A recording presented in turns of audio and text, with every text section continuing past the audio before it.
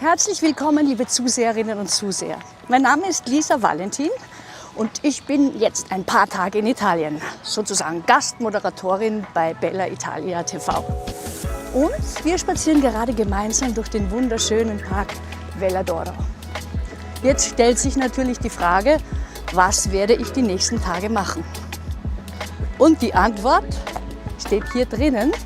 Die Gardasee-Zeitung mit 71 Seiten vollste Information. Natürlich habe ich nicht so viel Zeit, das zu lesen. Glücklicherweise ist das Ganze auf Deutsch, denn mein Italienisch hält sich extrem in Grenzen. Und genau deswegen werden wir jetzt Kirstin Hofer treffen, die Journalistin dieses Blattes. Und dann gibt's mehr. So, liebe Zuseher, und jetzt habe ich Sie hier. Herzlich willkommen, Kirstin Hofer. Vielen Dank. Schön, dass du da bist. Ja, danke, schön hier zu sein. Cool, weil ich bin sehr froh, du wirst mir jetzt gleich ein paar wichtige Tipps aus eurer Zeitung verraten. Ja, gerne. Reden wir ein bisschen darüber, was jetzt am Anfang Juni passiert am Gardasee. Da ist viel los. Ganz bald schon, oder? Ja, ganz bald schon. Und zwar in ein paar Tagen beginnt die Mille Miglia. Das ist ein weltberühmtes Oldtimerrennen. Und das kommt auch wieder am Gardasee vorbei. Und zwar in Salò, dann nach Desenzano und dann runter nach Semione und dann noch durch den wunderschönen Gartenpark in Sigotà in Valleggio. Und warum, bitteschön, habe ich gehört, dass das schönste Autorennen der Welt ist? Das hat einmal Enzo Ferrari gesagt und der muss es ja wissen. Der ist ein absoluter Experte in Autos, genau. Der hat, wenn er von der Mille Miglia redet, immer gesagt, das ist das schönste Autorennen der Welt. Und meiner Meinung nach meint er das aus zwei Gründen. Erstens, man sieht die schönsten Autos der Welt, die schönsten Oldtimer und die fahren dann auch noch durch eine der schönsten Landschaften auf der Welt, Italien. Und zwar in diesem Fall Norditalien bis Mittelitalien, also von Brescia bis nach Rom und wieder zurück in 3 Tagen. Das ist das Rennen. Ein super schönes Rennen. Okay, cool. Und wie ist es mit den Fahrerinnen und Fahrern? Ja, die leben dieses Rennen richtig mit. Also viele von ihnen tragen dann auch, sagen wir mal, Kleidung aus der damaligen Zeit. Also um das passend zu machen zum Auto, tragen sie dann den Fahrerhut oder diese Brillen, die Mode, oder wie? die Pilotenbrillen. Okay, das ist eine richtige Modenschau dann. Ja, genau. genau. Quer durch auch. die Zeit so. Quer durch die Epochen. Ich bin ja Sängerin. Ich komme aus Österreich, bin Sängerin und da habe ich schon gelesen, da gibt es einiges, vor allem wunderschöne Veranstaltungsorte auch. Ja, also hier am Gardasee gibt es unheimlich viele schöne Orte, die dann häufig auch für Konzerte genutzt werden. Und eine der Konzertreihen, die hier laufen im Sommer, heißt Klänge und Genüsse des Gardasees. Und da sucht man gerade diese Locations, die also ein bisschen typisch sind, also ein bisschen älter möglichst auch, um halt diese Atmosphäre, diese schöne Konzertatmosphäre zu schaffen. Ja. Häufig sind es dann Konzerte klassischer Musik. Und, aber nicht nur, habe ich gelesen, Nein, oder? nicht nur, auch Jazz und es gibt auch anderes. Das Eröffnungskonzert war jetzt vor wenigen Tagen und das auch in einer tollen Anlage, und zwar im Amphitheater des Vittoriale. Genau. Das Vittoriale in Gardone Riviera ist eine Denkmalsanlage, die gehörte einmal dem Dichter Gabriele D'Annunzio. Und er hat sie nach seinen Wünschen und Träumen und ihren Ideen gestaltet. Der hat ja Ideen gehabt, oder? Der hatte ihre Ideen. Von Schiff bis Theater, oder? Ja, vom Schiff bis Theater bis zum Flugzeug ist alles mit in dieser Denkmalsanlage. Und halt auch dieses Amphitheater, das im Sommer auch für Konzerte genutzt wird. Von diesem Klänge und Genüsse abgesehen fängt jetzt Ende Juni auch eine Konzertreihe an, das Festival Teneramente. Und an dem Festival nehmen viele internationale Stars auch teil. Zum Beispiel wird dieses Jahr Jeff Beck erwartet und er hat auch einen Special Guest angekündigt. Okay. Bis vor wenigen Tagen wussten wir nicht, wer dieser Special Guest ist. Weiß man meistens nicht. Nein, jetzt wissen wir es. Wirklich? Wirklich. Und wir können es verraten? Wir können es verraten. Es wird Johnny Depp sein. Er wird an den Gardasee kommen und auf der Bühne stehen. Cool! Fluch der Karibik! Am Gardasee. Der Segen am Gardasee. Ich möchte am liebsten den ganzen Sommer hier bleiben. Wir haben auch viel zu geben im Sommer, nicht? Da ist wirklich viel los im Sommer. Ja. Hier, nicht? Schön. Du, da habe ich noch was gelesen. Kampf um die Fahne und dem See und Bisse. Die Bisse. Ja, die Bisse. Aber es sind keine Es Leckerbissen. sind keine Leckerbissen. Keine Leckerbissen, gell? Nein. Die Bisse, das sind Flachboote, die traditionellen Flachboote, die wir heuer auf dem Gardasee sehen. Ein bisschen erinnern sie auch an die Gondeln in Venedig. Also es sind halt ganz flache Boote, auf denen wird in Stehen gerudert. Diese Bisse-Regatta, das sind Teams aus den verschiedenen Orten hier am Gardasee, jemals mit 4 Personen auf dem Boot. Und da geht es um die Fahne des Sees. Es wird um die Fahne des Sees gekämpft. Es ist ein bisschen so wie der Palio in Siena. Da sind es die einzelnen Stadtviertel, die miteinander kämpfen um den Palio, also um eine Fahne. Und hier gibt es halt die Bisse. Die Krone, die Bissen, Fahne. die Fahne. Es ist also eine große Fahne. Seit einigen Jahren gibt es dieses Rennen oder diese Regatta auch für Frauen. Früher war das eine reine Männersache. Wollte ich gerade fragen. Ja, inzwischen gibt es auch starke die Frauen. Frauen braucht das Land. Genau. Und die kämpfen dann um die Coppa del Lago, also um den Pokal des Sees. Also das ist eine extra Meisterschaft noch für die Frauen. Die bekommen einen Pokal und die Männer bekommen die Fahne. Genau. Ja, ist okay. Ja, ist okay. Ja. Schöner Pokal hat auch was für sich. Nicht? Genau. Ja. Schön, und dann haben wir noch ein Festival, oder? Malcesine. Malcesine hat dieses Jahr ein Musikfestival. Das wird von einem bekannten Musiker, Jazzmusiker, italienischen, organisiert. Er ist der künstlerische Leiter, Mauro Ottolini. Und ja, das Tolle ist, also es wird nicht nur Jazz gespielt.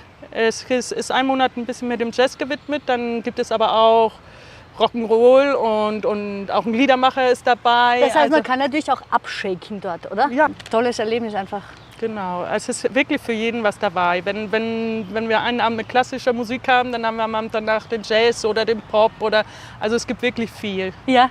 Da wird es nicht langweilig für niemanden. Oh, schön. Liebe Kirsten, das, was wir gerade hier besprochen haben, ist ein ganz minimaler Prozentanteil nur von dem, was da tatsächlich drinnen steht. Ja. 72 Seiten. Wunderbarste Information. Und jetzt frage ich mich aber, ich hatte das Glück, ich habe sie von dir bekommen, aber wo kriege ich denn dieses heiße Teil her? Also uns gibt es rund um den See, überall da, wo Touristen sind, da sind wir auch. Also in den Hotels, in den Restaurants, Gaststätten, Trattorien, Fähranlegern, der Navigada, natürlich an den Touristeninformationen und wie einfach nett, durch die Stadt wie gehen. nett, oder? Einfach durch die Stadt gehen und dann findet man uns schon. Was kostet sie denn? Sie kostet nichts. Ja, gratis, aber eindeutig nicht umsonst. Denn man spart sich ganz viel Zeit. Das habe ich jetzt einfach gemerkt. Ich habe nicht viel Urlaub und ich werde mir hier die Highlights rausfischen. Ich bedanke mich ganz herzlich bei dir. Zu danken. Liebe Kirsten, danke, dass du hier warst. Danke, es war Danke schön. für dein Strahlen und Sprudeln und Erzählen. Und bitte weiter so recherchieren und weiter uns berichten und weiter rund um den Gardasee ausführen, damit wir dann hinfahren können und erleben können. Auf einen schönen Sommer.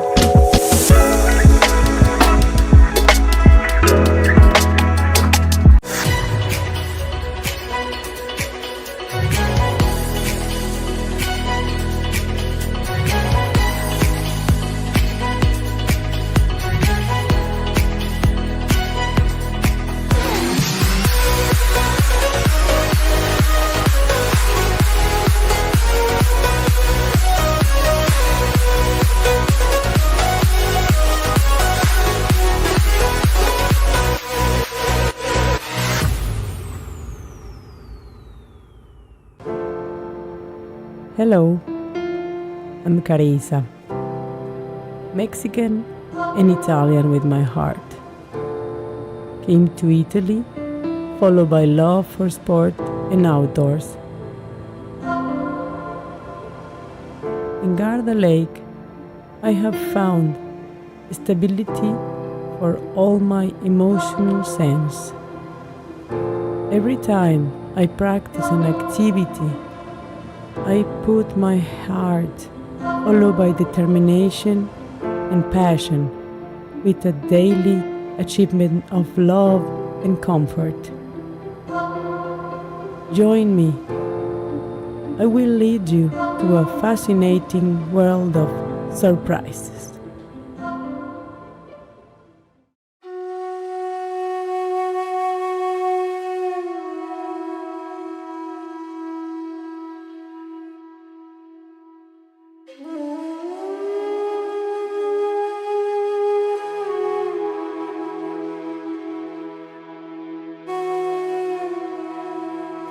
Hello everybody. Today I'm going to lead you to our yoga practice. Putting your feet together, toes and heels together, we're going to do our prana breathing. Interlace your fingers under your chin. Breathe deeply. Inhale through your nose, filling up your belly, shoulders down, elbows up. Exhale through your mouth, pulling your toes together, down again, and breathe.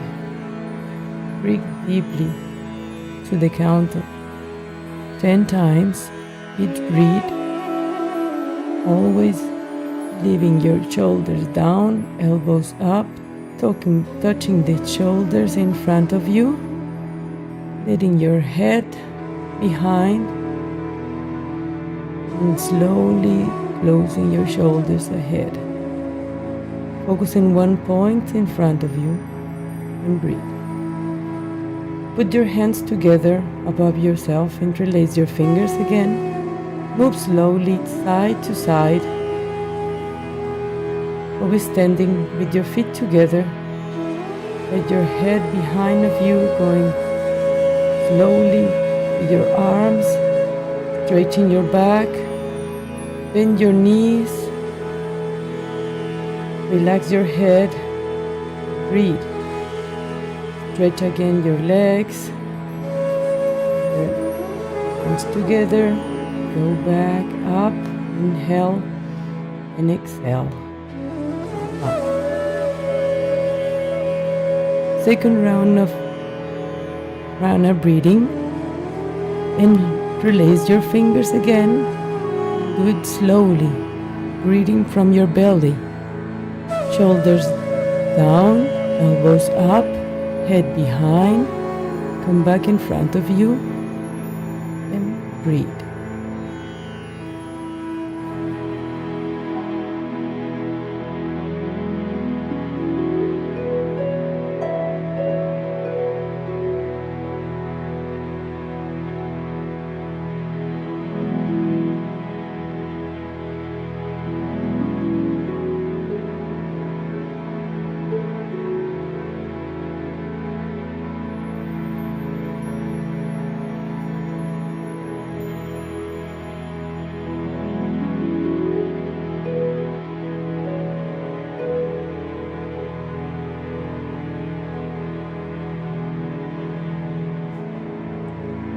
Squeeze your palms together. Interlace your fingers and slowly to your right. Raising your left shoulder, right shoulder in, left shoulder out.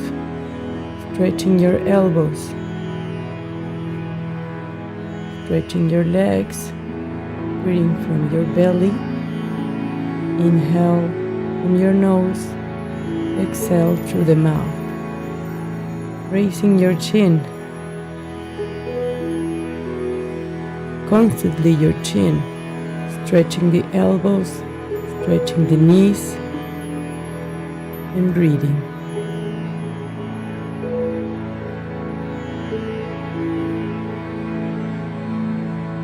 Slowly come ahead of you. And slowly move to the left side. Raising the right shoulder behind, left shoulder in. Stretch your elbows. Stretch your legs. Raising your chin. Breathing from your belly. Inhale through the nose. Exhale through your mouth. Stretch again your shoulders, your knees, and breathe. Always keep raising your chin.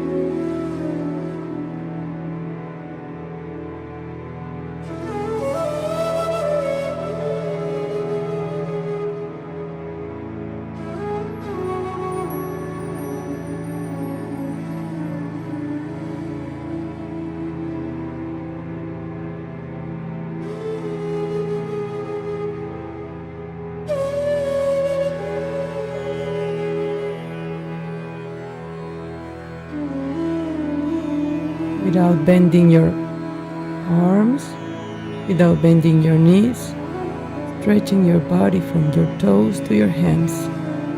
Slowly come ahead of you. Let your head goes behind you. Slowly move your hands behind. Relax your head. Breathe. Focus in one point. And breathe deeply through your stomach.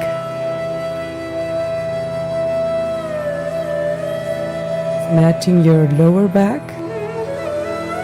Holding always your hands behind of you. Stretching the elbows.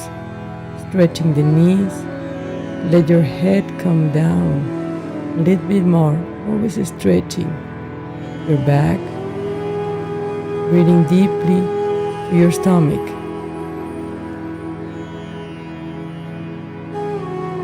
Slowly come up. First from your head. Keep breathing. Stretching your arms all the way up. Back and go down.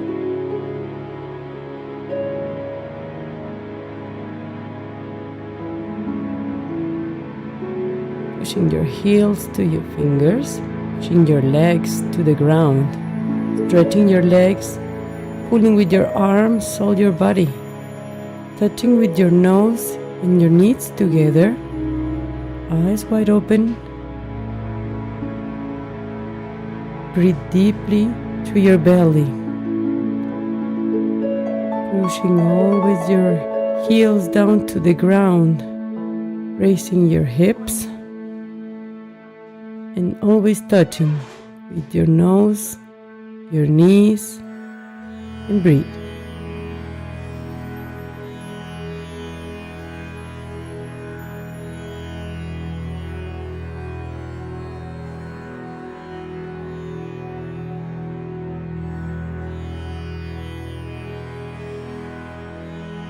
Keep stretching your back. Slowly leave your heels and place your fingers ahead of you. Slowly come up, raising your chin. Take a big, deep breath and relax your shoulders. And place your fingers again. Slowly move to your right. Push a little bit your hip to your left. Raise again your left shoulder. Pull your right shoulder in, stretching your shoulders, raising your chin. Breathe again up. Slowly move to your left side. Move your hip a little bit to your right side and raise your right arm and your left shoulder. Pull it in, raising your chin and breathing briefly through your nose. Inhale, exhale, out. Pushing your whole body from your feet to your hands. Let your head come behind, stretching all the way behind, and go a little bit more behind of you. Hands always together. Stretch your arms, your shoulders. Let your head all the way behind and more. Hips in front. Matching your lower back. Breathing and slowly come up. Always with your hands together. Go down again slowly. Place your fingers under your heels and stretch your legs, stretch your back, keeping your nose touching your knees. eyes wide open. Stretch your arms and pull your body down, stretching your legs. Keep breathing and lace your fingers and slowly come up, raising your chin. Get the breath and relax your shoulders, arms and sides. Lift your arms slowly, bend your knees in front of you. Bring your chest up, your chin. Focus in one point. Sit down on your heels.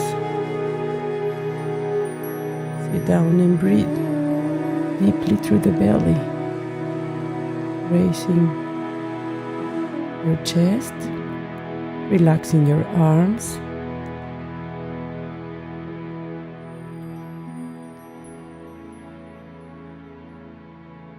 Breathe deeply through your belly.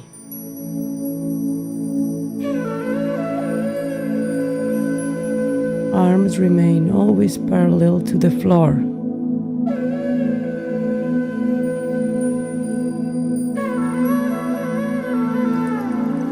Put all the weight of your body on your heels, raising your chest. Focus in one point and slowly come up. Stand on your toes. Bend your knees. Slowly.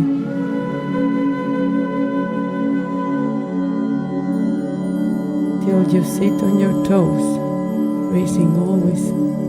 Keep your chest up. Arms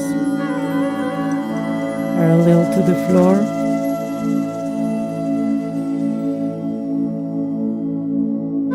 Breathing deeply from your belly, raising your chin, chest up, slowly come up, belly in,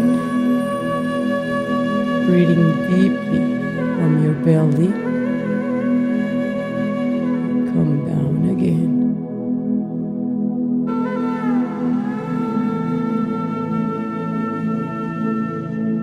Chest up.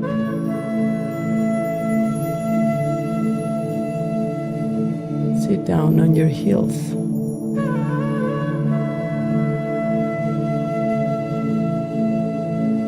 Focus in one point in front of you and breathe deeply from your belly. Slowly come up.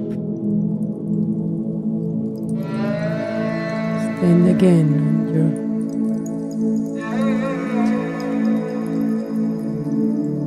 slowly come down with your chest up, arms parallel to the floor, raising your chin, belly in. Sit on your heels and slowly come up.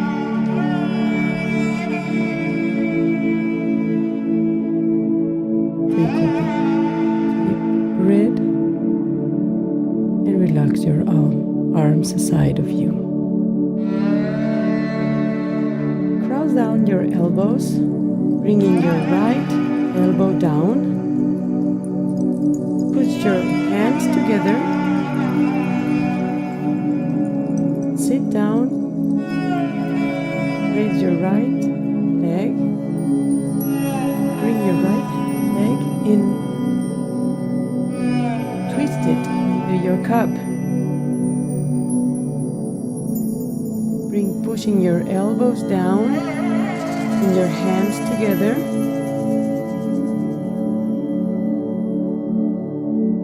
sitting all the way to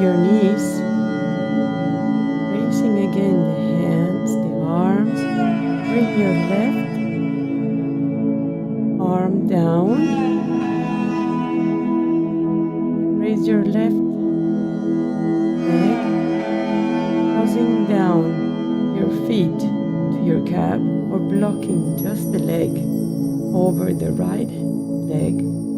Sit down for the count of 30 seconds, breathing, putting on line your hands, your elbows and your knees. Looking in front of you, focus in one point. Breathe deeply, bringing always your shoulders down, pulling your shoulders down, palms together, locking always your elbows down to your chest, and raise your hands, relaxing your shoulders on the sides.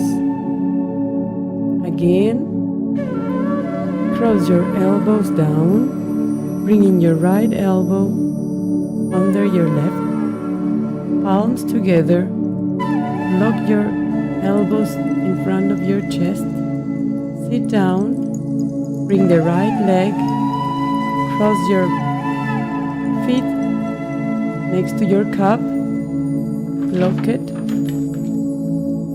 sit down halfway and a little bit more, raising always your chest, shoulders down, palms together. Pull down your lower belly. Breathe in. Breathe.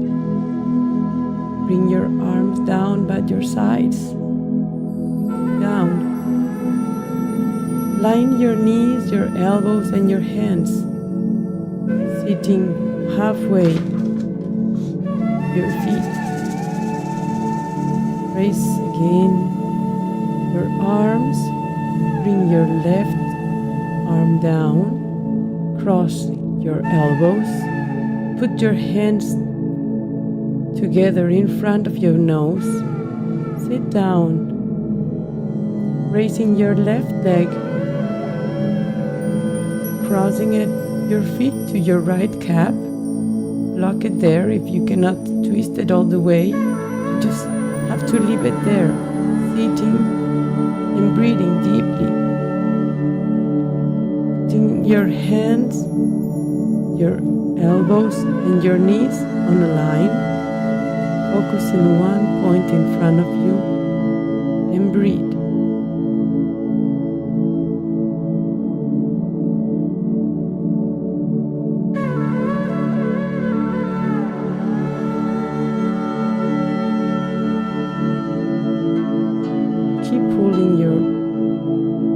Elbows down and bring your arms up and relax it side to side.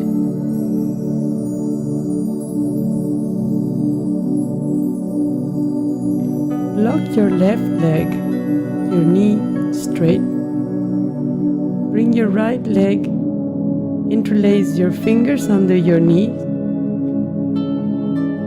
Keep your left leg locked. Focus in one point in front of you. Relax your shoulders. Breathe deeply from your belly. Keep the balance of your body. Raising your chin and breathing deeply from your belly.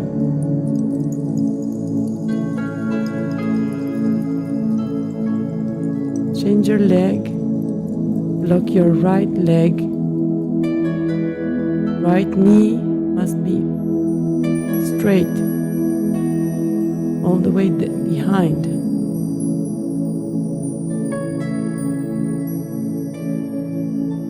Change your leg, lock your left leg and interlace your fingers under your feet, your right feet. Locking the left leg. Keep the balance with one leg and stretch your right leg to the front, relaxing your shoulders.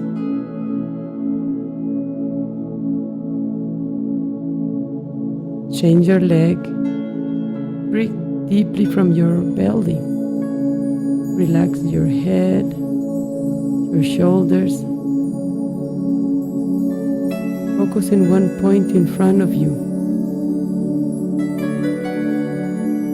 Feel the balance from your feet. Your right leg must be always blocked. Knee, relax your shoulders, raise your chin, and breathe.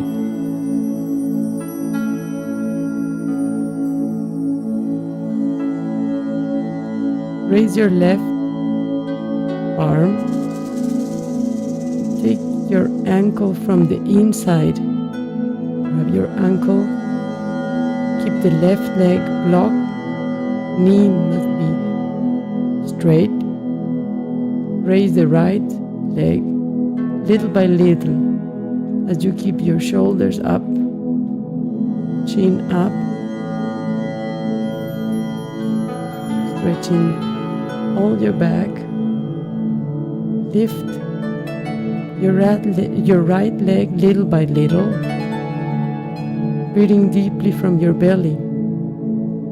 Keep your back behind all the way, and your left hand in front of you, raising your chin.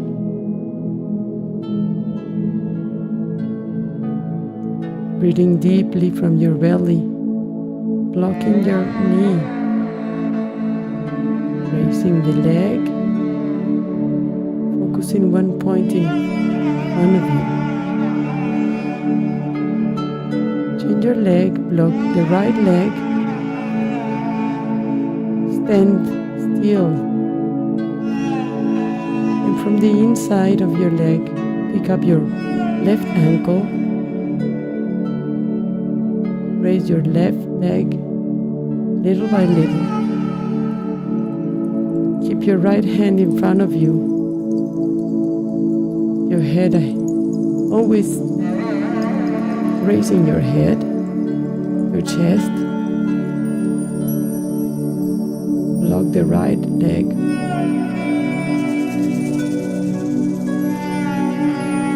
Stand still from the count of 10 seconds. Breathing deeply from your belly, raising the left leg higher as you can. Keep your focus in front of you and change leg. Grab again your right ankle from your inside, standing still with your left leg. Raising the right leg. Your chin up and breathe deeply from your belly.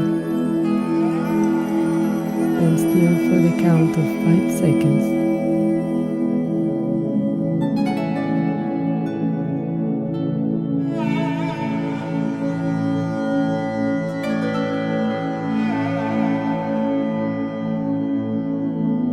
Change again your leg. Block your right knee. Raise your left leg. Your right hand in front of you.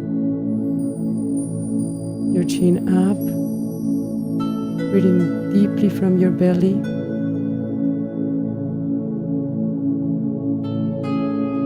Slowly come down.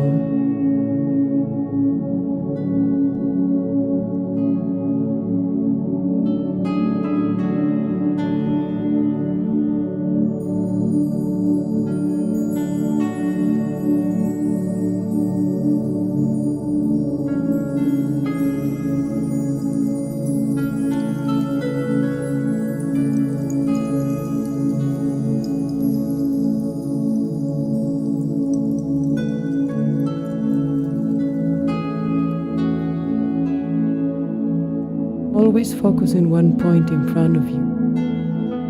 Breathing deeply from your belly. Keep your chin up.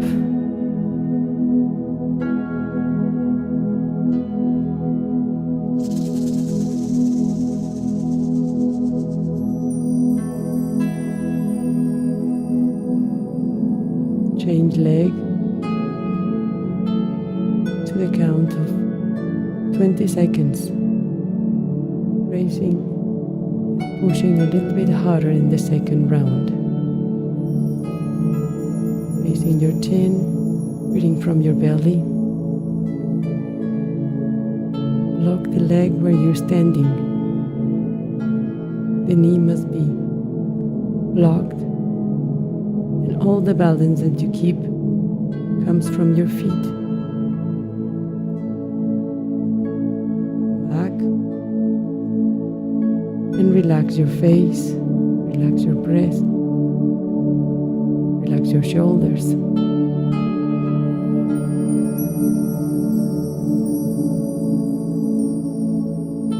See you next time.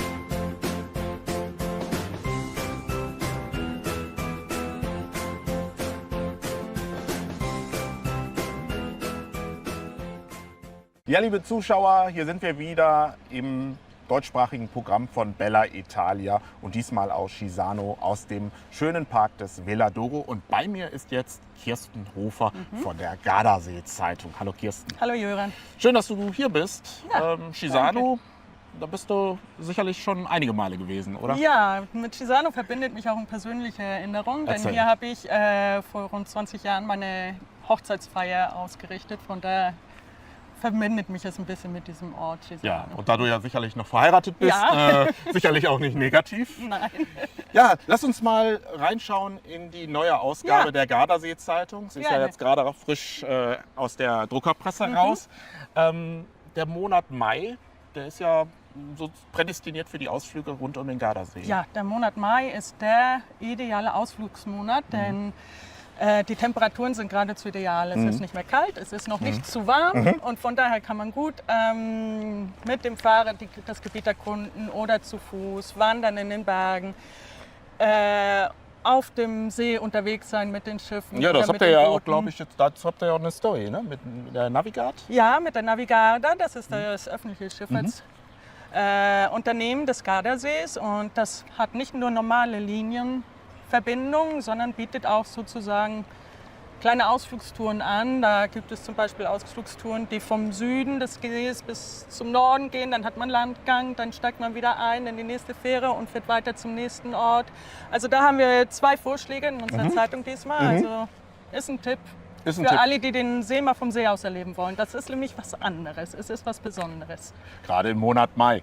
Du, aber wenn man jetzt so ein paar Meter weiter vom See sich entfernt, da sehe ich ja hier zum Beispiel den Parco Natura.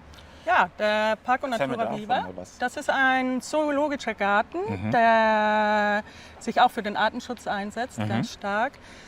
Und ja, der ist zweigeteilt. Also es gibt einen Safari-Bereich, den man mit dem Auto abfährt und einen Faunabereich, den man zu Fuß erkundet. Und das ist wirklich lohnenswert. Da gibt es viele, viele Tiere. Im Moment sind die rosa Flamingo dabei, ihre Geburten zu regeln. Also es ist Geburtssaison für die. Ich merke, du bist Insider.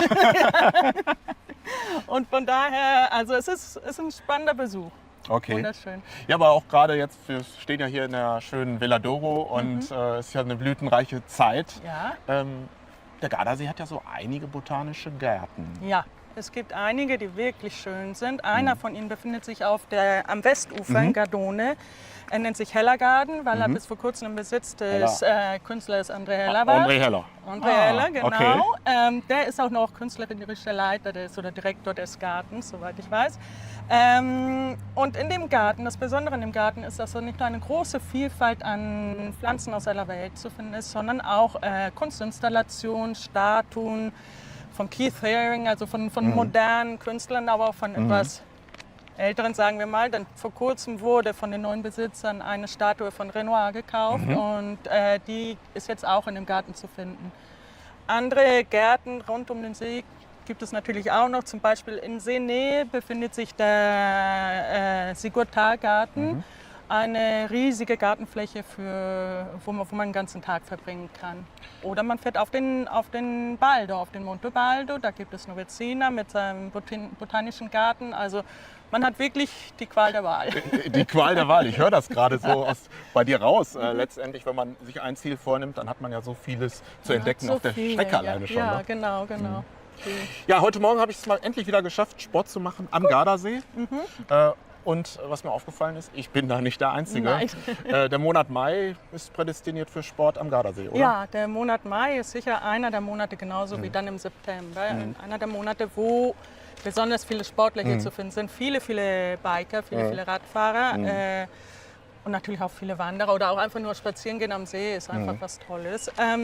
Die Sportsaison am Gardasee beginnt jetzt gegen Ende Mai. Also ein paar Sportveranstaltungen waren schon, aber jetzt gegen Ende Mai beginnt eine der traditionellen Sportveranstaltungen des Sees, und zwar die Bisse-Regatten. Okay. Bisse, das sind Flachboote, Okay. auf denen im Stehen gerudert wird. In jeder Mannschaft sind glaube ich, 4 oder 5 Ruderer, die einer hinter dem anderen stehen. Die Orte, die teilnehmen, haben jeder ein Boot, eine Mannschaft und präsentieren sich dann halt am Start. Es wird in den Abendstunden gerudert. Und, Also Event sozusagen. Es ist ein richtig, Event ja. und es ist toll zu sehen, Ja. wenn man am Ufer steht und Wo die kann man das Mannschaften genau dann sehen? anfällt. Von wo ist das? Also die erste Regatta findet in Peschiera statt am Aha. 28. Mai dieses Jahr. Und dann sind 7 oder 8 Regattatage angesetzt, denke ich mir, mit dem großen Finale dann im August. Und der Gewinner der einzelnen Regatten, also der Gesamtgewinner, der erhält die Fahne des Sees. Das ist der Palio, weil es ist ja ein Palio, so wie man den Palio aus Jena kennt. Also man kämpft um eine Fahne, den Palio. Seit wenigen Jahren gibt es auch eine Frauenregatta. Also bis vor kurzem war das nur Männersache, die Bisse-Regatten. Seit einigen Jahren gibt es auch einen Frauenwettkampf. Ja. Ja, ich sehe ja gerade hier in der Zeitung Triathlon. Triathlon? Das ist ein großes Event. Badolino Okay. ist berühmt für seinen Triathlon. Der Okay. findet im Juni statt, 11. Juni. Und da laufen die Vorbereitungen. Also das wird ein großes Happening auch werden. Und ihre Vorbereitung, ihre Organisation. Ja, Campione Windfest. ist Campione organisiert, Ja. Tremosina auf der anderen Seite des Sees. jetzt Da. Genau, da Hinter drüben. uns. Organisiert in diesem Jahr das erste Windfest, also ein Fest, das den Windsportarten zu Wasser gewidmet ist. In diesem Jahr zu Wasser erstmal, jetzt in diesem Monat. Mit dabei sind auch, also was wichtig ist bei diesem Windfest, ist nicht nur der Sport, sondern auch Nachhaltigkeit und sagen wir mal, die Inklusivität.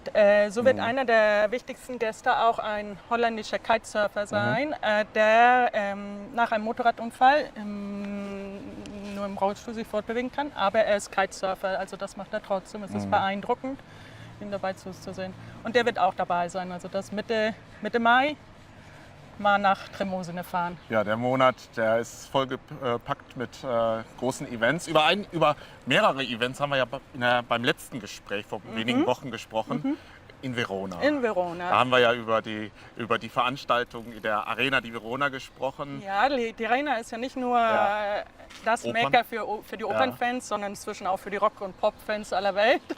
Und also in der Arena haben jetzt in diesen Tagen die Rock- und Pop-Konzerte begonnen. Zucchero hat 14 Konzerte? 14 Konzerte in diesem Ich wollte es Frühjahr. nicht glauben. 14 Konzerte und Wahnsinn. alle ausverkauft. Ich hab's Und letzte Woche waren auch die Manneskin da, zur Freude meiner Tochter, die sich die angesehen hat und war begeistert. Ja. Und jetzt in den nächsten Wochen kommen noch weitere große Stars der Rock- und Pop-Szene. Und dann im Juni beginnt das Opernfestival. Das natürlich auch mit vielen, vielen großen Stars, die das Publikum erwartet. Ja, ich habe es ja wirklich nicht geglaubt, als du vor wenigen Wochen erzählt hast, dass Zucchero 14 Konzerte macht. Ich bin ja selber dann sofort ins Internet gegangen und habe gesehen, die Konzerte waren ausverkauft. Ja, Und es ist nicht das erste Mal. Also Zucchero hat gesagt, dass die Arena ist so wie mein Zuhause. Und die Konzerte mache ich hier. Denn auch im letzten Jahr waren es 10 oder 12, dann aber aufgeteilt auf Frühjahr und Herbst oder vorletztes Jahr. Also er macht es nicht zum ersten Mal so viele, aber das erste Mal, dass so viele in so kurzer Zeit. Weißt du, was das Schöne bei uns im Job ist, unter Journalisten? Man ist ja auch häufig mal bei solchen Events dabei. Ja. Wie sah es eigentlich bei dir aus? Ja, nicht beruflich. Ich war Zucchero sehen vor ein paar Jahren, also zweimal habe ich ihn mir in der Arena angeguckt, also das wollte ich nicht Aus verpassen. privat. Privat allerdings, genau. Sehr schön. Genau.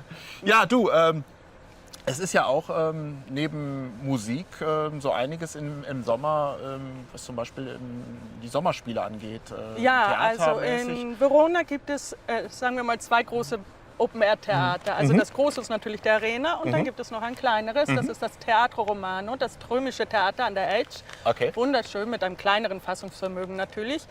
In diesem Jahr endlich dürfen sie wieder volles Haus haben, also es gibt keine Begrenzung mehr in Bezug auf Publikum.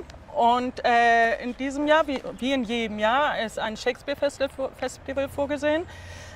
Dann gibt es Ballett und Tanz und auch Musik, das Jazz-Festival.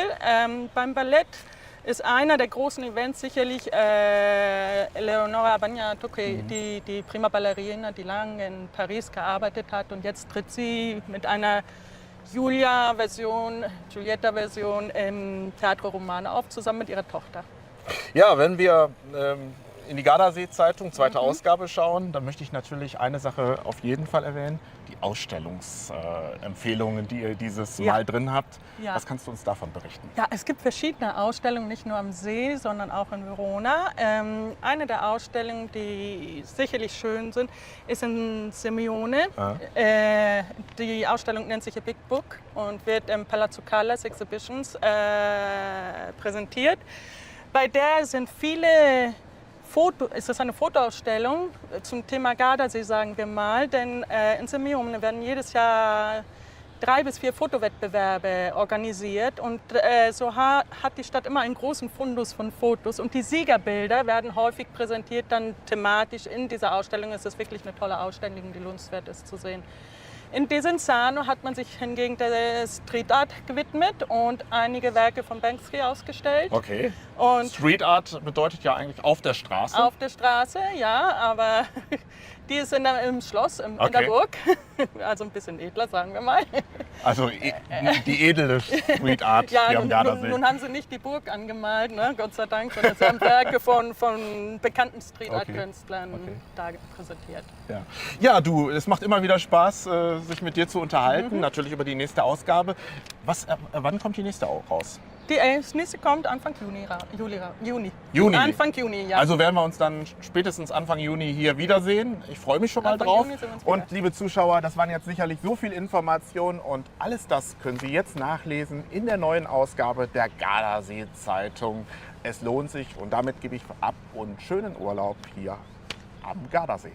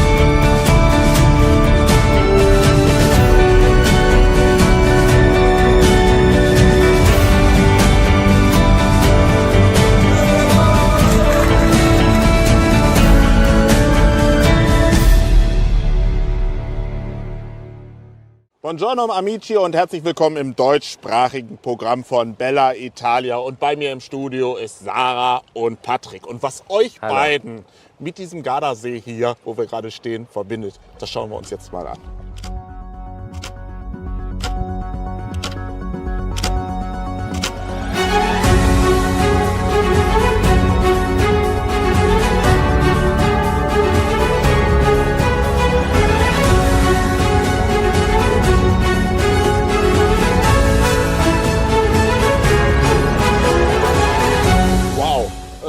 Sarah, die erste Frage an dich. Erlaubst du ihm das eigentlich? Natürlich. Also hast du da überhaupt keine Angst bei? Also nein, weil jeder selber sehen kann, wenn er es mal probiert, es ist absolut nicht gefährlich. Also natürlich, wenn man das in einem Rahmen macht, wo es dann höher geht, dann muss man schon ein bisschen aufpassen, aber für alle Beginner funktioniert das deutlich tiefer und dann ist das überhaupt nicht gefährlich. Patrick, Flyboard. Wir sehen ja gerade, du fliegst ja beinahe die Drohne weg mit deinem Wasserstrahl. Wie lange machst du das überhaupt schon? Ja, das Flyboard an sich gibt es jetzt mittlerweile seit 4 oder besser gesagt 5 Jahren. Und wir haben gleich von Anfang an haben wir uns das Teil zugelegt und haben auch bei unseren Gästen gesehen, dass es sehr gut ankommt. Und ja, abgesehen davon, dass es richtig Spaß macht, würde ich auch behaupten, ist es ziemlich sicher, weil du ja immer ein Wasser hast um dich herum. Der Bediener des Jetskis ist eigentlich ein geprüfter Lehrer, der das immer nochmal für dich gegencheckt oder alles kontrollieren kann. Deshalb ist es sehr sicher und wie gesagt, wenn etwas ist, man fällt ins Wasser und das ist eigentlich nicht so schlimm. Also ich höre ja bei euch beiden so einen leichten österreichischen Akzent. Ich glaube, ihr kommt daher, ne? Oder? Ja, fast. Wir sind aus Südtirol, Südtirol. Das nördlichste Teil Italiens, aber ja, wir sprechen beides. Ja, da muss ich ja direkt mal fragen, was hat euch zum Gardasee verschlagen? Ja, das mit Gardasee ist so, das ist bisher bei uns Familientradition. Mein Vater, der hat als Jugendlicher, war der im Kino und hat einen Wasserskiläufer dort gesehen und war als Bergjunge davon so begeistert und seine Mission war daraufhin, das Wasserski für sich zu entdecken.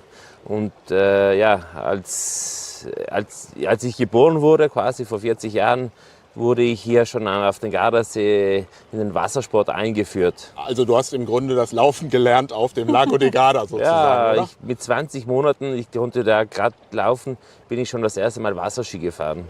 Und was hat dich dann so verschlagen? Die Liebe nach dem Motto, mit diesem Mann kann man nur zusammen sein, wenn man auch auf Wasserskiern daher schreitet, oder? Ja, kennengelernt haben wir uns vor 19 Jahren in Südtirol und im Winter.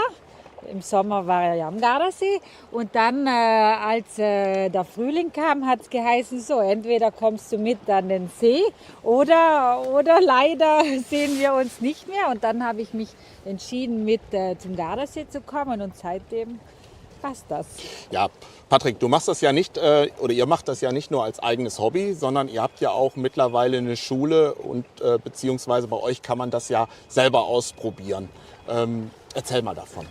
Ja, korrekt. Wir haben eine Wassersportstation. Wir bieten Wasserski, Wakeboarding, das wäre eine Art Snowboarden am Wasser.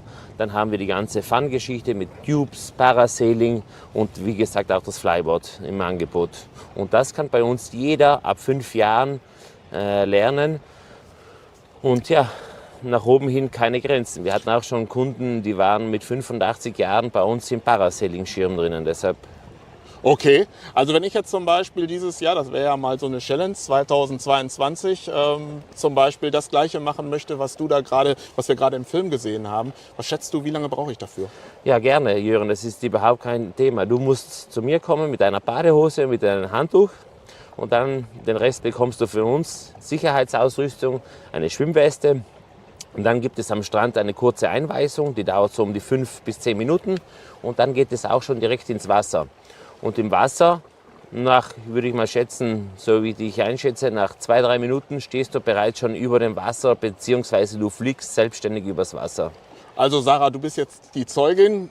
Meine Challenge für 2022, liebe Zuschauer, ich möchte aus dem Wasser fliegen. Ja. Und da freue ich mich drauf und sage einfach, lass uns noch mal ein paar Bilder angucken. Gerne.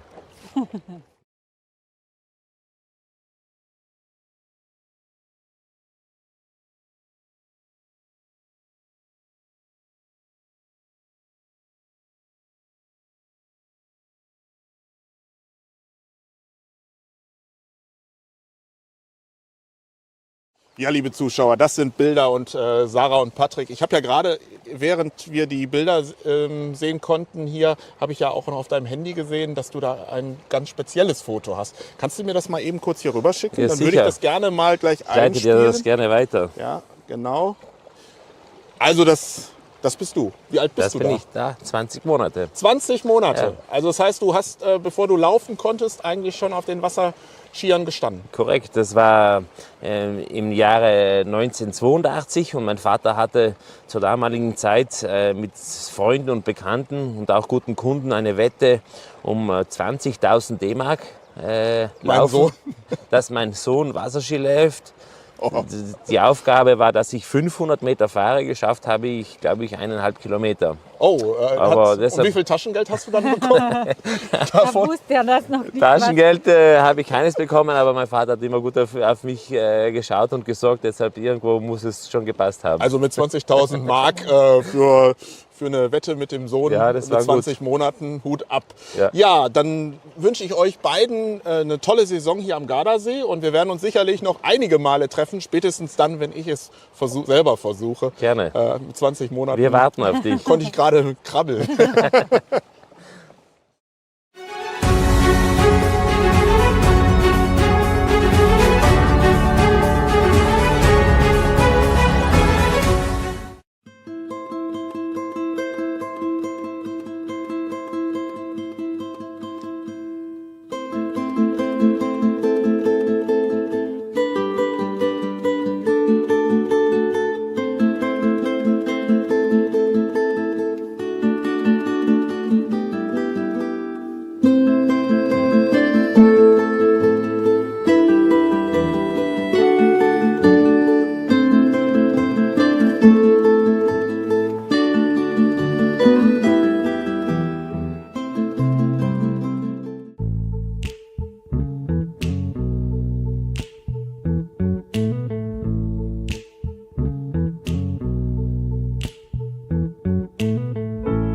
Ich folg niemals meinem Herzen, nein, denn ich weiß ganz genau, wohin's mich trägt. Aus Millionen von Personen hat er dich erwählt, er lässt dich nicht mehr los. Non mi fido del mio cuore, perché so già che soffrirò. In amore non c'è ragione, perché tu no, no, perché tu no, no. No. Keine andere hat gesagt, sie wäre crazy nach mir. Keine andere ist ganz genau wie du. Pflanzt all diese Träume nicht ein und bleib in denen so bestehen. Keine andere.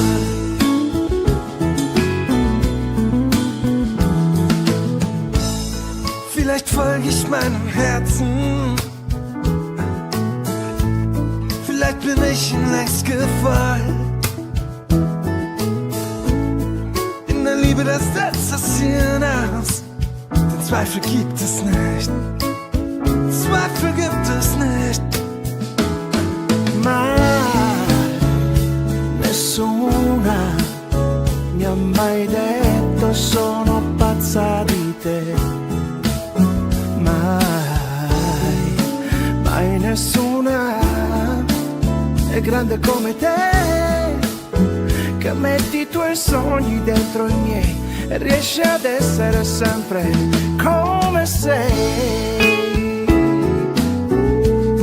come sei, come sei. Keine andere.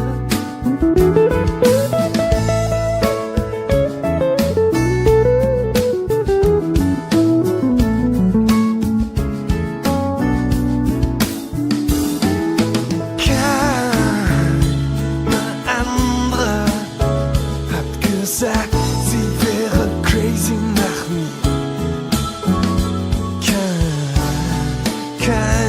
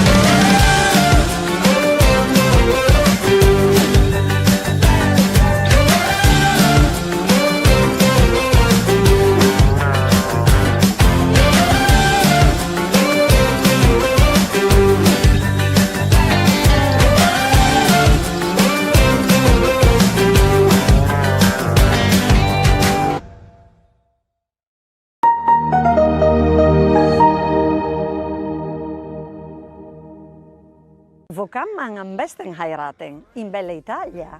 Wo sonst? Open up my heart and you'll find love, love. Ich bin Serena. Ich organisiere Hochzeiten seit mehr als 21 Jahren. Ich habe mehr als 650 Hochzeiten organisiert, so 650 Paare glücklich gemacht. You'll find you don't ever have to look too far. You don't have to cover up your scars. Ich werde mit viel Liebe und Leidenschaft eure Hochzeit organisieren, damit es ein wirklicher Traum wird.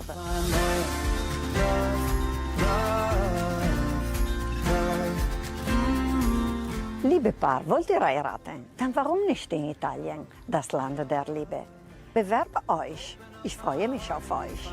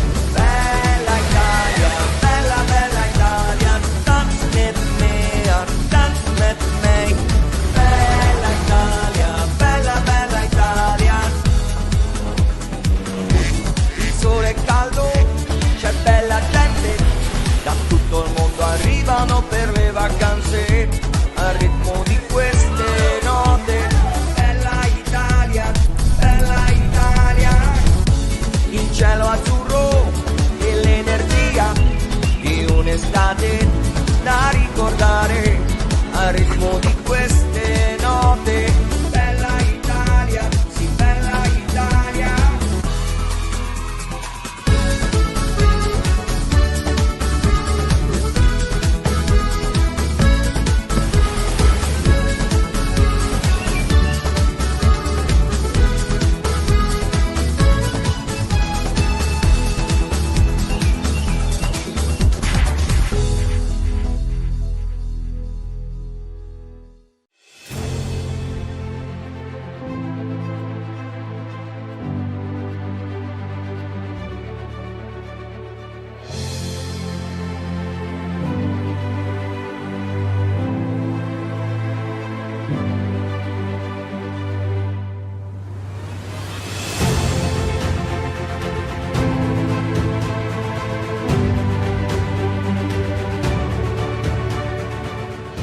Inside the Palazzo della Pilotta in Parma, this huge building that was started in the second half of the 16th century, but renewed, changed so many times till the beginning of the 19th century.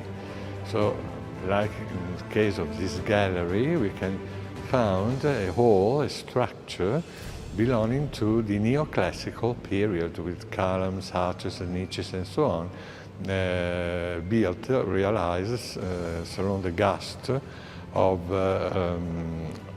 this neoclassical or imperial, as you like, period. In this gallery is collected a part of the famous painting collection of the National Gallery of Parma, that is very rich of canvases from different periods, but here in particular there is a fascinating collection of portraits for the major part related to the Bourbon family. Bourbon of Spain, because the last Farnese, the last member of the Farnese ducal family was a lady, Elizabeth, and she married Philip III, the first Bourbon king of Spain, the same dynasty of Juan Carlos or Felipe today.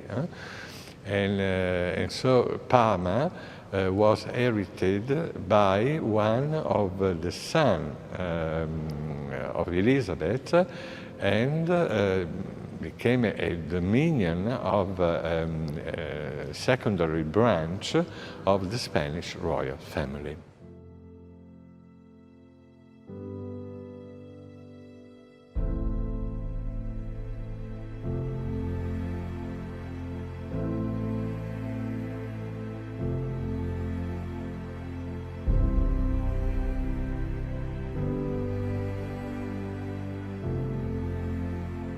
Well, and always in this nice, elegant gallery, there is a real great masterpiece that is the statue that you can see, made of marble of Carrara by Antonio Canova. Surely the most important sculptor of the neoclassical period in Europe. He worked for the popes, he worked for Napoleon.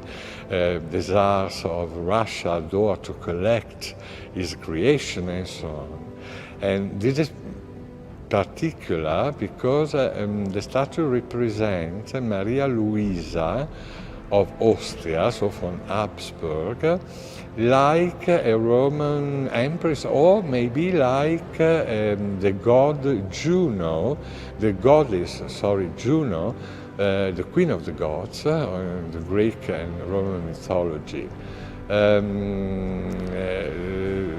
The statue was realized after the collapse of the Napoleon Empire, and is situated in Parma, and in particular in this museum since that period, as a matter of fact.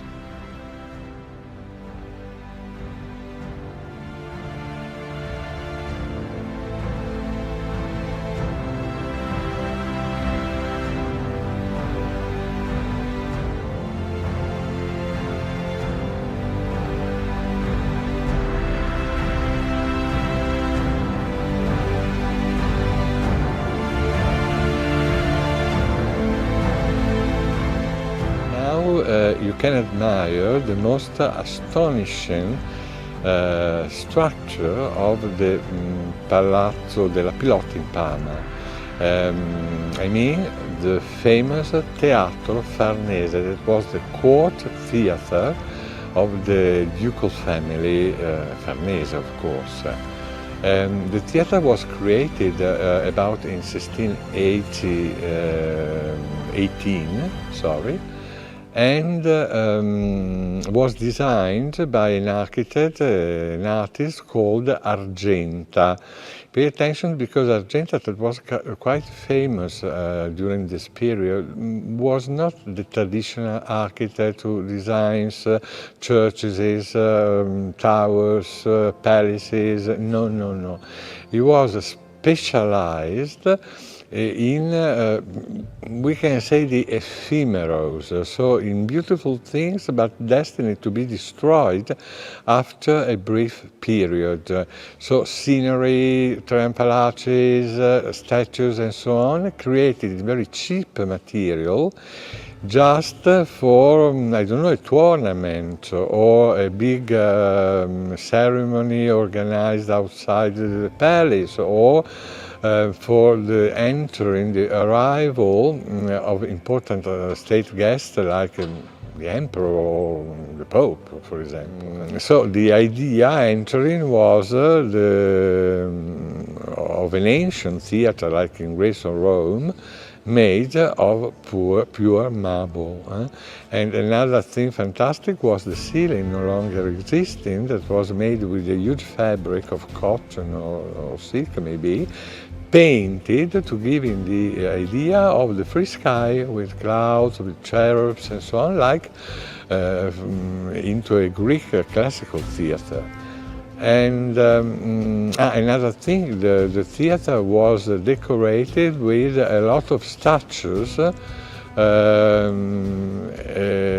The major part of them disappeared, of course, during the bombing, but we have, for example, the new that the lower balustrade was decorated with statues of Putos holding torches for giving the correct illumination during the show.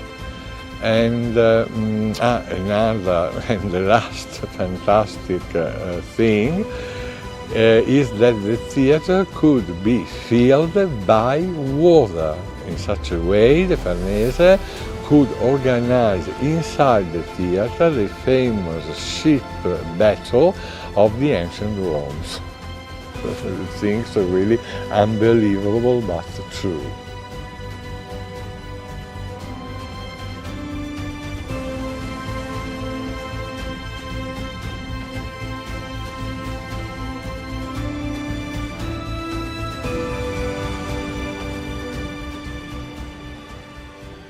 Well,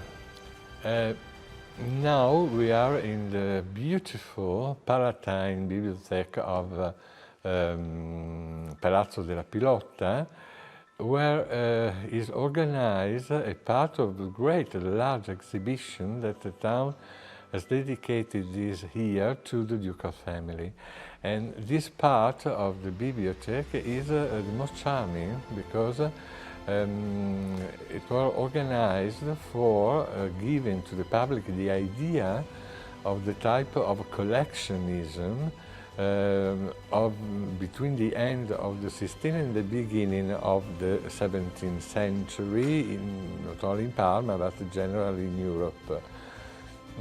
The collection of royal families were composed by canvases, of course, and here in the Palatine Bibliothèque we have a magnificent portrait of Pope Paul III, made by Titian, by Tiziano in Italian.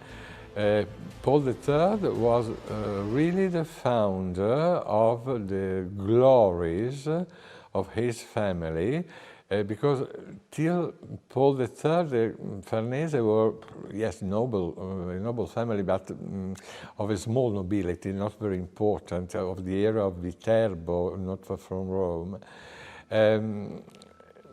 When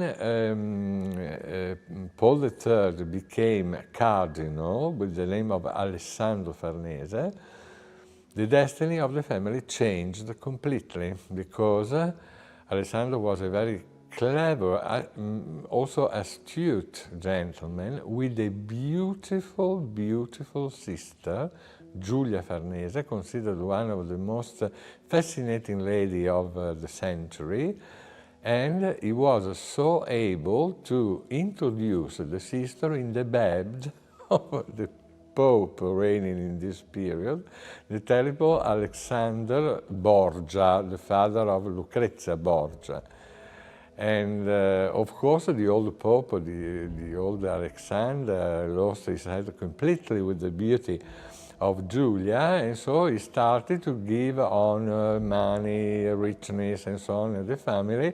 And in a brief time, the Farnese family became one of the most important of Rome.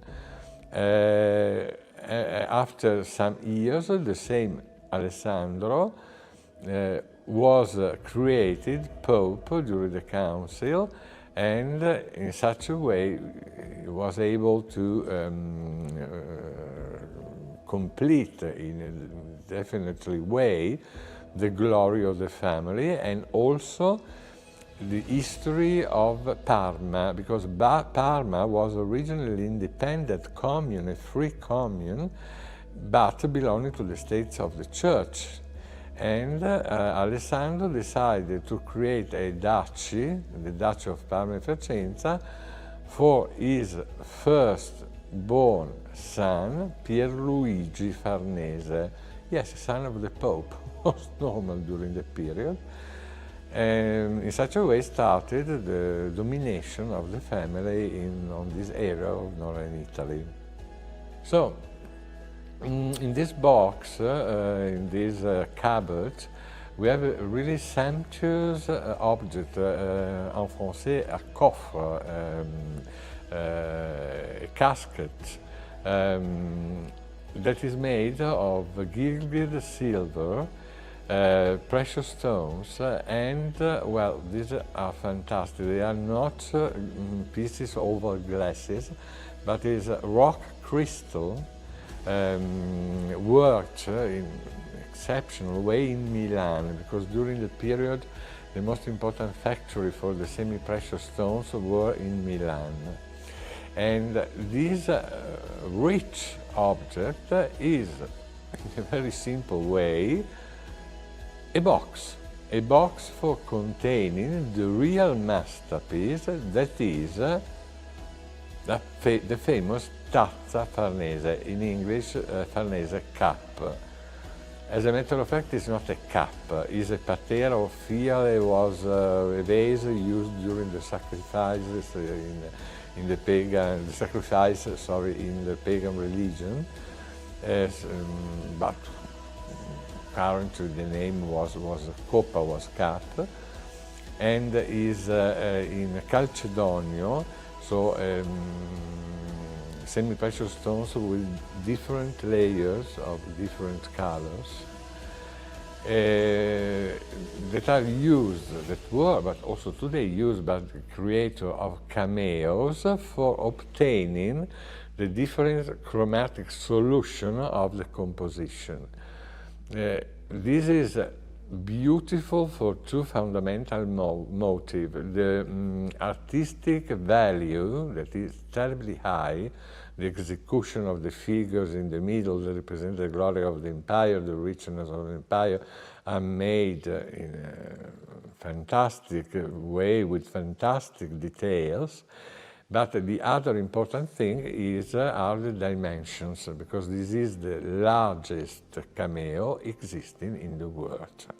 And more is a Roman cameo, so you can imagine the value of this beautiful piece of art. Well, we have seen the portrait by Titian representing the Pope Paul III, Farnese, the founder of the Glory of the Family, but the most famous member of the dynasty is not the Pope, but Alessandro Farnese, his nephew, that you can see here in particular original but very nice paintings in which the young Duke of Parma is meeting and speaking in a very confidential way with a goddess.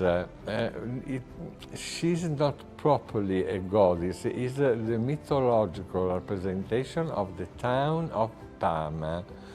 And it's very easy to understand it because near the goddess there is a shield with an oval shape. And in Latin, this variety of shields of the Roman army were called Parma. Probably, we are not sure, the name of this city derives from the original shape of the town that was oval, like a Parma of the Roman soldiers. But coming back to Alessandro, Alessandro was an unbelievable man, very cultivated, a very handsome man. He married the daughter of the King of Portugal, so a royal marriage. He was full of cultural and literary interests, and more, this is important, was a fantastic politician and a mythological man of war. As a matter of fact, the King of Spain, Philip II, every time had problems in war, for example with the Belgian provinces that were under the Spanish domination, but they didn't like this, so there were a revolution every 2 days.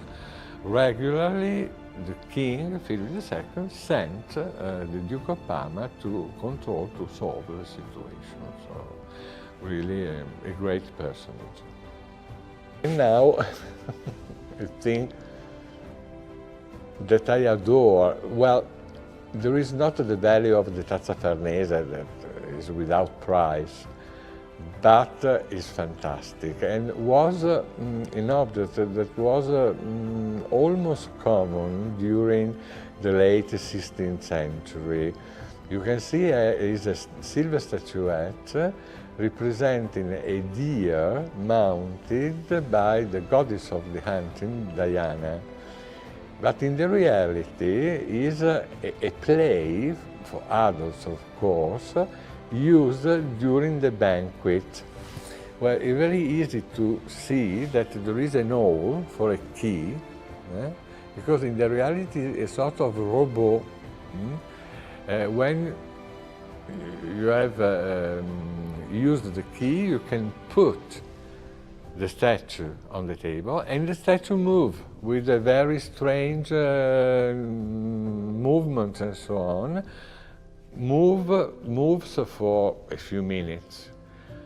The use was that the gentleman or the lady facing which the statue was still was created the king or the queen of the banquet, and the head of the deer, you can open it, and in the reality is a little glass, the body is full of wine and so on, and the new king of the new queen was served with this symbol of the new situation. For me, it's fantastic.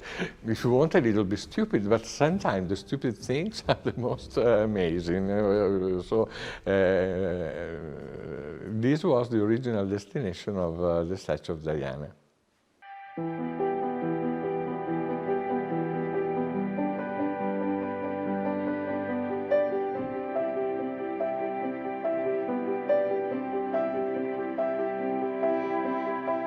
We are in Parma. That is another very, very interesting town, but unluckily not appreciated as it merits, because also for Italian people, not only for the foreigners, Parma is prosciutto, means prosciutto, yes, ham in English. This is okay because the Parma ham is one of the most fantastic Italian food that you can find, but the city Parma is far, far more than ham. Also, Parma was a capital of an independent state, very small, because before the reunification of Italy. The Dukes of Parma were not the Gonzaga like in Mantua, but the Farnese family, another important dynasty of our history. And grace to the presence of the court, of the Farnesian court, the town was decorated with elegant palaces, beautiful churches, and so on. For example, behind me, you can see one of the many facades of a particular building that was a part of the ducal residence of Farnese, and it's called Palazzo della Pilotta. Well, Pilotta is a very bizarre name also for the Italian people, because you can find it only in Parma, and is the transformation of a Spanish word, pelota, that means ball. As a matter of fact, the game of pelota is one of the ancestors of the actual game of tennis. Different, of course, for many, many things, but the idea is the same, is to launch a ball by means of something like, also the hand, very simply, but as a matter of fact it's called in français jeu de paume.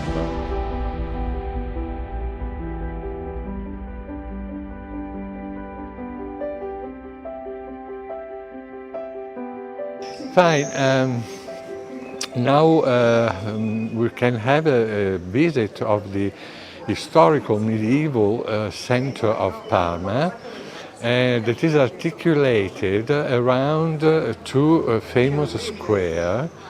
The first one is Piazza Duomo, that means Cathedral Square, because it's dominated by the Cathedral of Parma, a very ancient building, and there are also the Palace of the Bishop, Romanesque age, so about 12th century.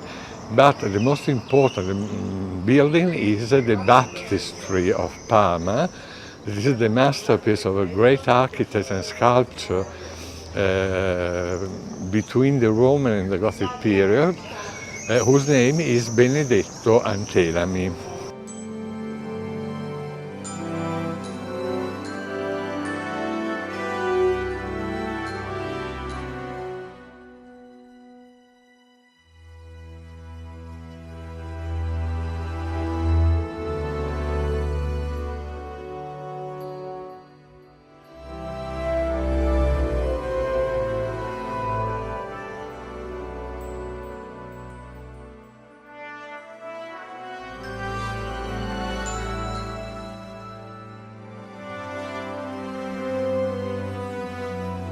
Well, the inside of the cathedral, as a matter of fact, is the original Romanesque one, with the so-called Matroneum, that is the upper gallery, reserved originally to the lady, because during the past the ladies and men cannot follow the Mass, the service altogether.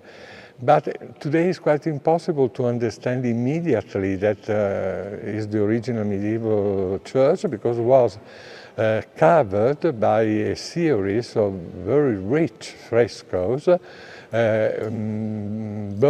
in the ceiling and during the walls of the nave. And among these frescoes, the most important one is the cycle that we can see in the cupola of the church, is the Assumption of Virgin Mary to the heaven after her death, and is considered the absolute masterpiece of Correggio, sorry, but the two were related, and so sometimes, the name is Correggio, that was the most important exponent, member of the Parmesan School of Painting. He lives between during the first part of the 16th century.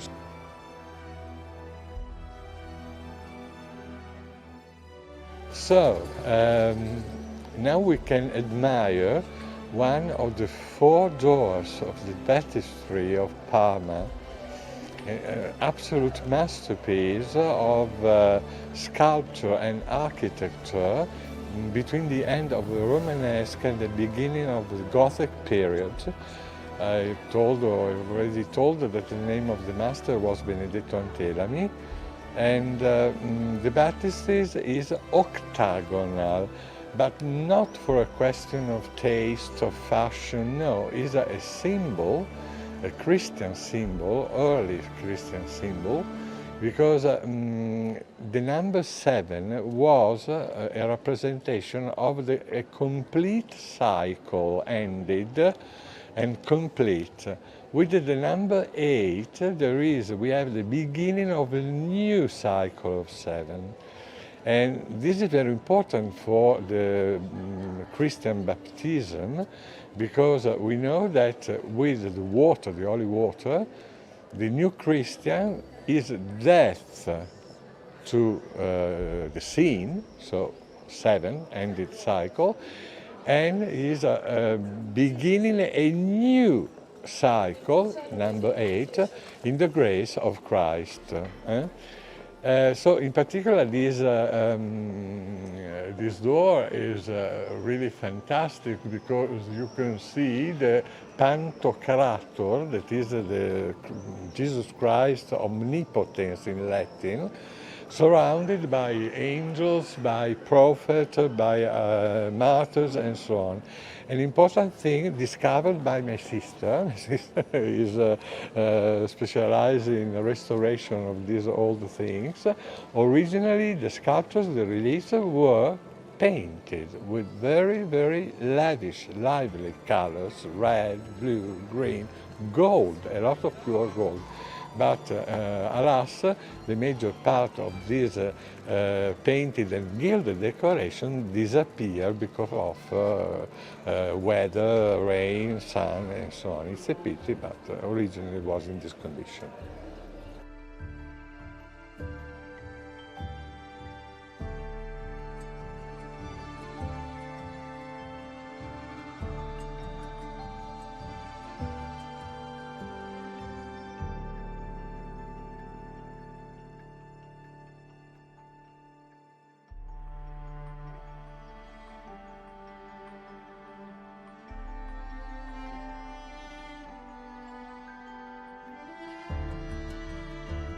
Mr. Riccardo, you're one of the greatest art historians in Italy.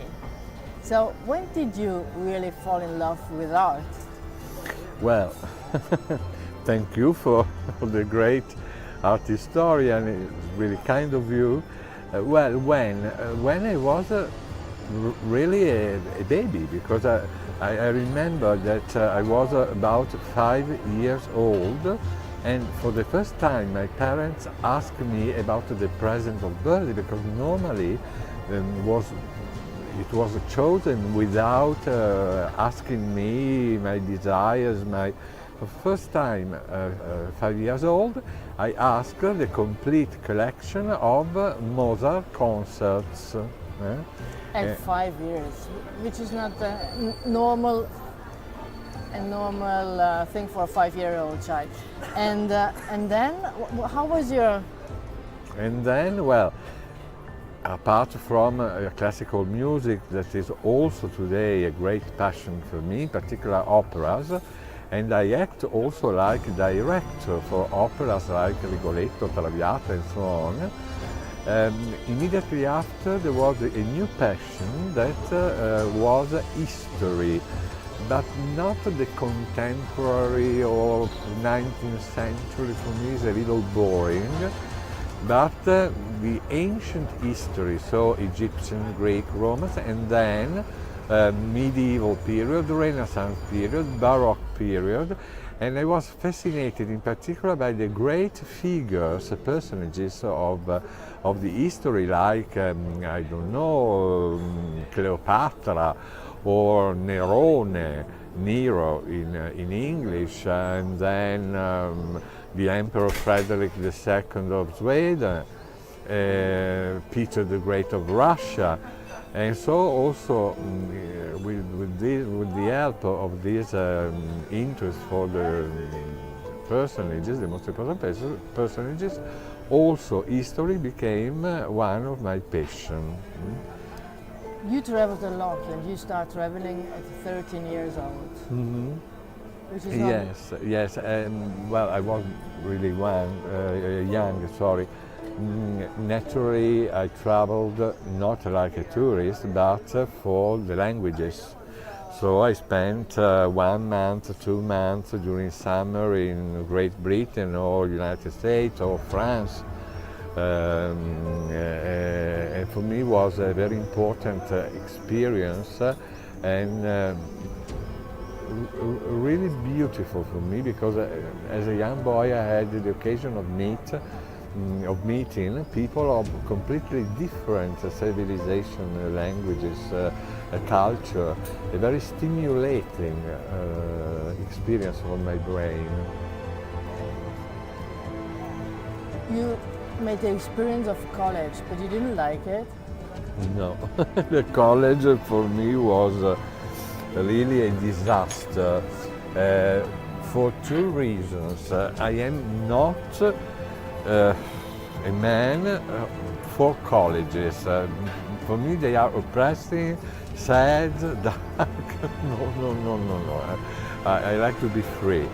And the second thing is that college, for example, in England, were crowded by Italians. So you had not occasion, apart from the hours of the lessons, to speak English with for the normal things of the life, and that is very important.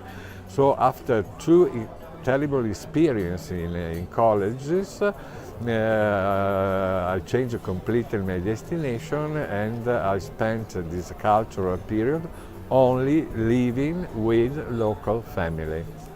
Mr. Riccardo, you have an impressive life. So, what is one of the most important things for you today? But, well, of course, my family, my sister in particular, animals, because I adore pets and in particular cats. But yes, there is a thing about I am really proud.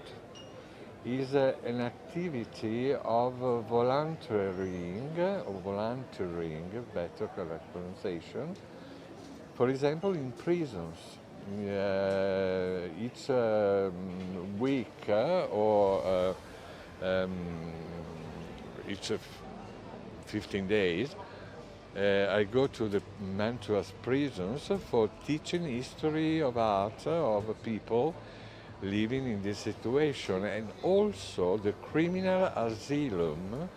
There is a criminal asylum very, very important in the province of Mantua, with people that did terrible things, but it's not their fault.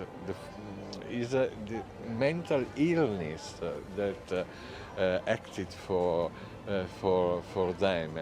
And also in this case, I organize, it depends from the years, courses of art or courses of classical music, also courses of cooking, for example. And it's really a fantastic experience. In particular, the criminal, the guests of the criminal asylum, they have a love for me that is fantastic. For me, these are the really important things in the life. To be able to understand the others, also if they are capable of something, but we are human beings, so they are not gods or angels. And to try, for your limited experience, to give an help to these people. For me, this is fundamental. What is your object for the future? This is a big question.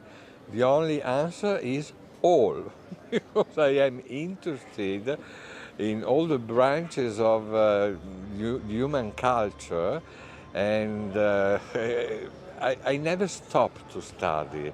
The major part of people at the end of university has finished. No, I am still studying every day, each day, because every day, each day I discover new things, fantastic, that I want to study, to appreciate.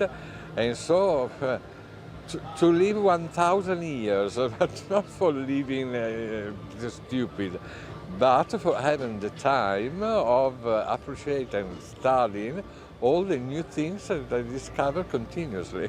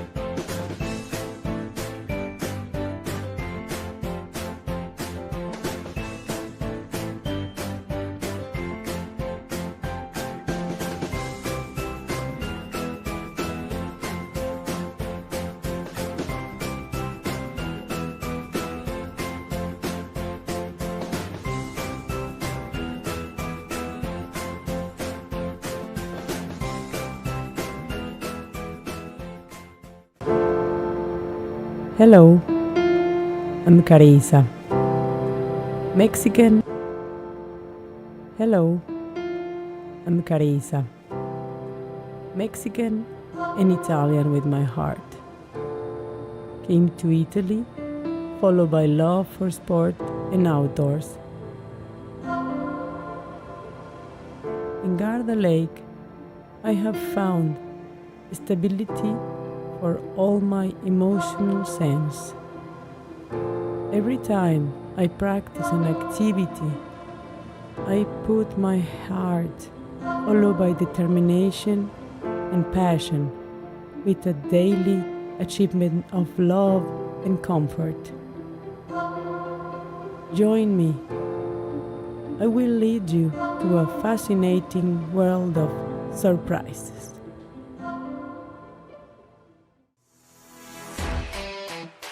I again will do a little bit of workout today. Start stretching our legs.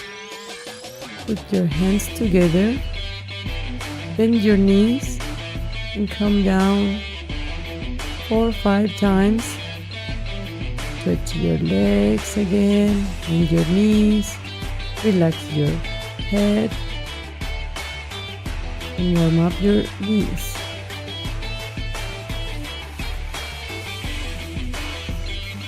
Good, and your arms up, open your legs, wide open, hand side to side,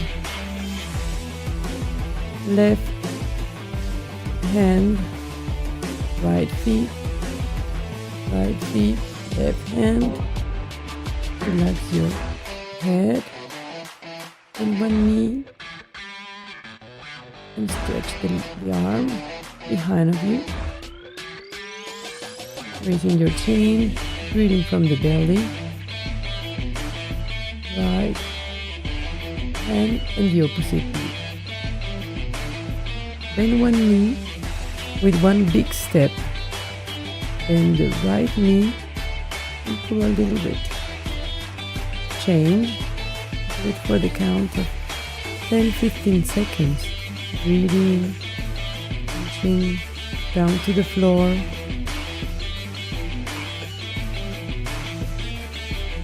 We do a little flush of blood. Standing still with a plank for 1 or 2 minutes.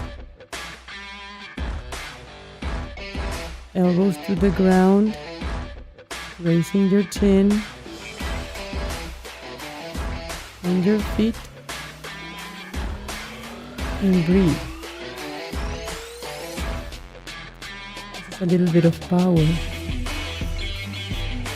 just to wake up all your body, giving a little flash of blood to the heart and making our heart rate raising a little bit.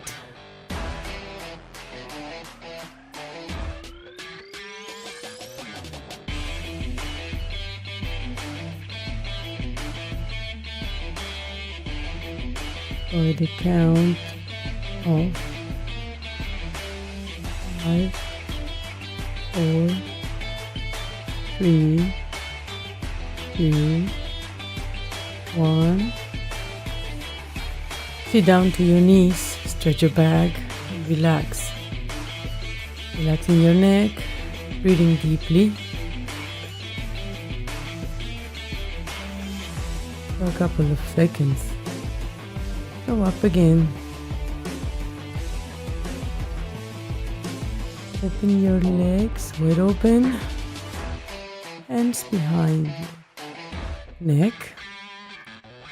Give a little bit of power sit-ups. Bending your knees to the front. Giving a little bit of a push, a kick up. Sitting and raising your chest. Raising your chin. Keep your back straight as possible.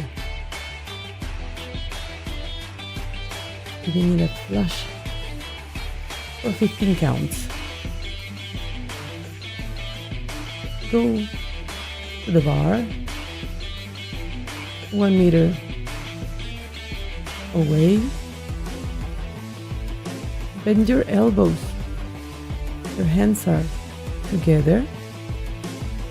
Bend your elbows and kick it back. Kick it back, away, giving a little bit of power. Every time you push, you pull, get down, your feet all the way down, breathing deeply from your belly, bending the elbows towards you, not on the sides. Down. Try to keep your hands as close together to each other. Walk. Give it a count of 20 times, let's say. You can start with 10, then 15. Then with the feet together, hands together, just pull and push. Push and go down slowly, breathing. Bending your elbows towards you.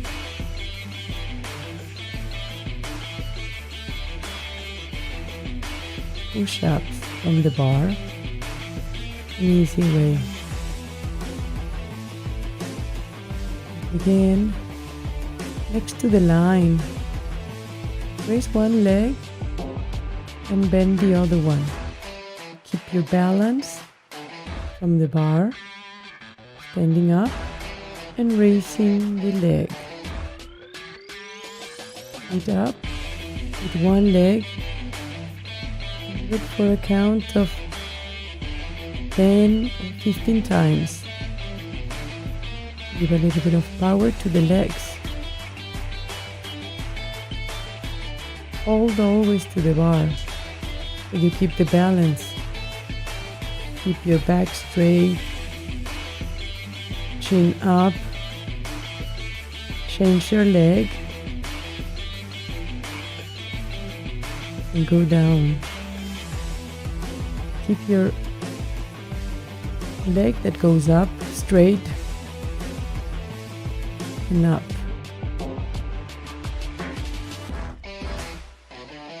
Your back straight. Breathe. If this is a little hard, just don't hesitate and stop and change the leg. 1 meter away, raise one leg, put it over the bar, stretch your legs, feel the power. Stretch your leg. Most try to put your chin to your knees. Always with the eyes wide open.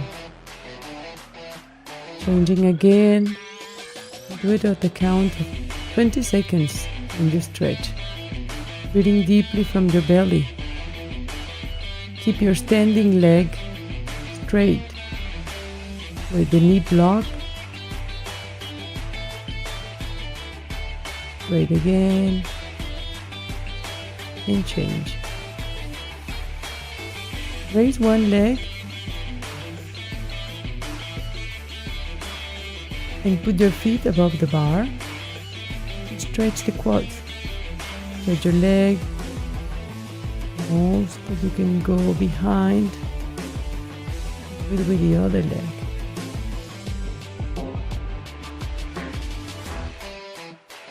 Put your feet on the bar and stretch the quads. And place your fingers behind your neck. Another count of 10-15 times.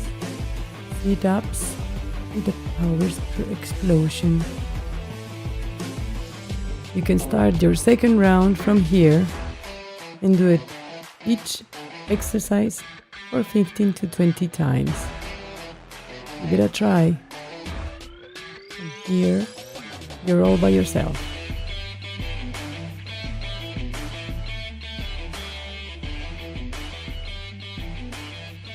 And see you next time.